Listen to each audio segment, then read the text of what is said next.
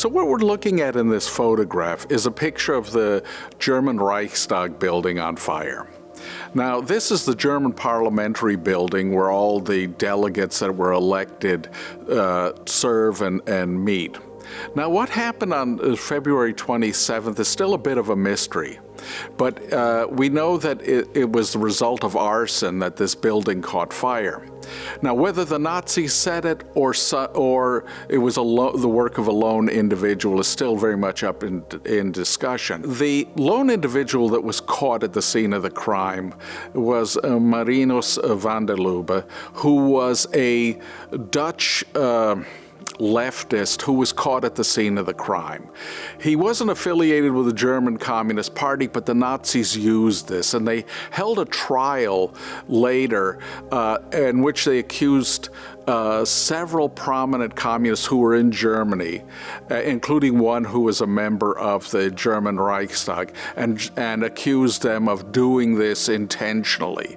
Now, the trial ended up as a kind of a fiasco, and only van der Lubbe was convicted. He was sentenced to death and executed. But still to this day, it's become a major issue about, who was responsible. The leftist press, for instance, outside of Germany said, well, Goering did this. He had some type of underground tunnel that led into the building from his offices, and that this couldn't have been the result of one person, that it had to be multiple individuals. But what we know is that the Nazis used this both as a propaganda incident, but also, perhaps more importantly, to use this to crack down on opposition within the German state. Photographs and film footage was used by the Nazis in their propaganda to attack, for instance, in particular, the Communist Party. Whether this was taken by a foreign photojournalist or not, it's unclear. But we know that, for instance, in the aftermath of the fire, that film crews, not only German film crews, but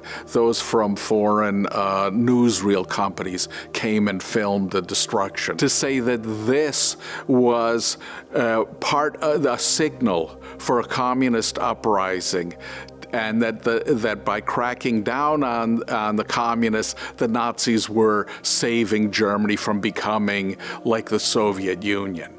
And so they used this in their campaigns, both to win votes in the upcoming elections, but also to galvanize support for the regime against political opposition. So in the aftermath of this event, you had a decree being issued by the government, which essentially took away many of the rights of German citizens. And so it allowed the police, for instance, to open up people's mail, to wiretap, to conduct all kinds of surveillance on private citizens. It gave the state much more authority over the lives of its citizens. Now, what we have to remember is that this wasn't a temporary measure.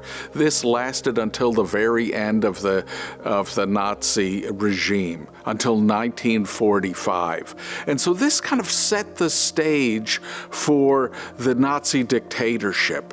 In the aftermath of this, you have mass arrests of communists and socialists, and you had the construction of concentration camps. So you had a real crackdown on opposition. So this paved the way for Nazi persecution and Nazi dictatorship.